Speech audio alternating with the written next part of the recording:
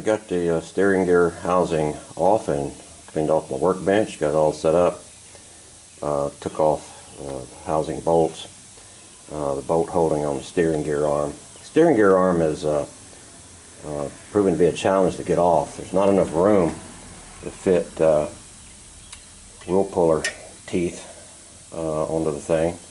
So if somebody's got some ideas on how to get this off, I would appreciate it. Also notice this thing's been worked on before, and I know why.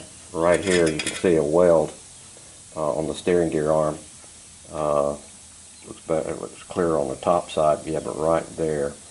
And when they put this thing back together, this spring, there is not one on the corresponding side. So I don't know if it was broken or lost it or what, but it wasn't installed. So I'll be looking for a new spring. And like I say, any thoughts on how to get that steering gear arm off would be appreciated. All for now.